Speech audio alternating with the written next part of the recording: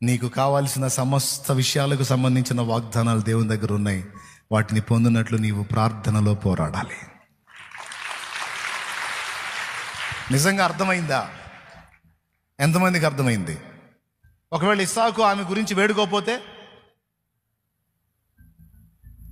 రాత్రి చెప్పాను, తల్లి కాలు విరిగింది, స్వస్థపరచు యెహోవాను నేనేనని వాగ్దానం చేశావు. నా తల్లిని ముట్టు, నా తల్లిని ముట్టు, నా తల్లిని తాకు, స్వస్థపరచు, నువ్వు ప్రామిస్ చేశావు, నువ్వు ప్రార్థించు, నేను బాగు చేస్తానని. ఇదిగో నేను నీకు మొర్ర పెడుతున్నా, నీ వాగ్దానం ఏమైంది? నెరవేర్చు.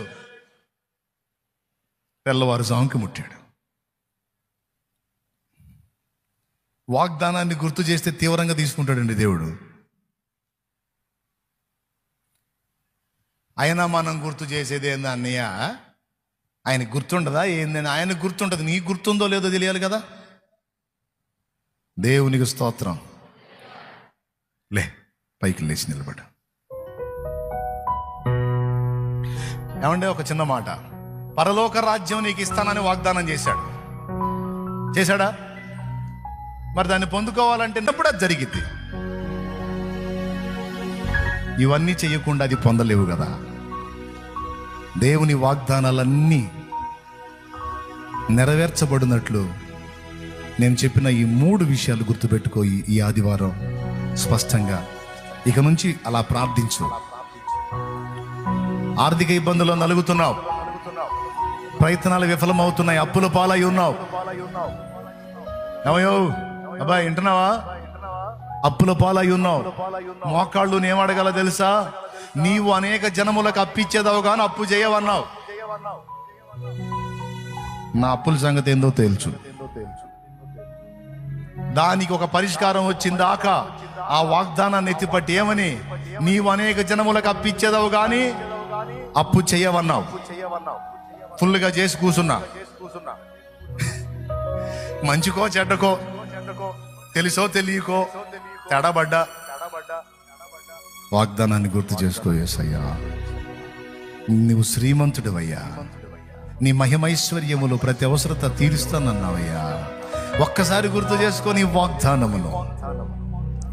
నువ్వు వాగ్దానాన్ని ఎత్తి ప్రార్థన చేస్తా ఉండు, పోరాడుతా ఉండు.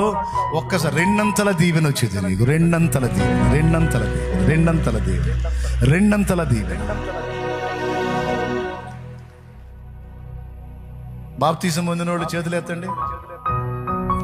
పొందకుండా దేవుని వాగ్దానం పరలోకం పొందుతారా? పరలోక వాగ్దానం పొందాలంటే ఏం పొందాలి? ముందు మారు మనసు పొంది, సో ప్రయత్నం చేయాలి కదా. చేశారు. శుభ్రంగా పాపాలన్నీ కడిగేసుకొని ఇప్పుడు క్రీస్తు రక్తంలో పరిశుద్ధపరచబడి ప్రభువుతో ప్రయాణం చేస్తా ఉన్నారు, పోరాడుతూ ఉన్నారు. రకరకాల శోధనలు వస్తున్నాయి, పోరాటాలు ఎదురవుతున్నాయి.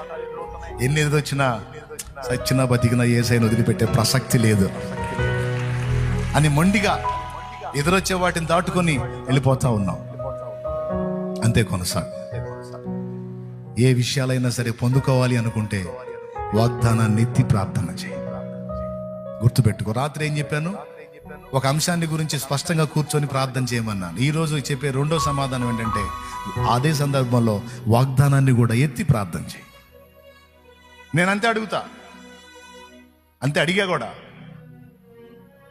నాకు వాగ్దానం చేసావు, అనేక జనములకు అప్పిచ్చేదావు కానీ అప్పు చేయవని. నువ్వు చేసిన ప్రామిస్ తప్పిపోతావా? మరేంది ఇంటి చుట్టూ అప్పులోళ్ళు? ఏదో ఆయన చేసినట్టు, నేను చేసినట్టు కాదు అప్పు, ఆయన చేసినట్టు. ఏంది అప్పులోళ్ళు? పిచ్చి మహారాజు ఏం మాట్లాడలా. ఉండి ఉండి ఉండి ఉండి ఒక్కటే కార్యం చేశాడు, అడ్రస్ లేకుండా పోయినాయి అప్పులు. ఏం కార్యం చేశాడు అనొద్దు. అప్పటికి నాకు సంబంధించిన ఏదో కార్యం చేశాడు. నీకేం కార్యం చేస్తాడు నాకేం తెలుసు. ఖచ్చితంగా మాత్రం ఆయనకుండే దారి ఆయనకు ఉంటుంది. నీకు దారులు లేకపోవచ్చు, ఆయనకుండే దారి ఆయనకు ఉంటుంది. Don't worry. ఎంతమందికి అర్థమైంది? అర్థం కాకపోయినా ఇక చేయగలిగింది ఏం లేదు. టైం అయిపోయింది. కళ్ళు మూసి తలలో వంచండి. ప్రార్థన.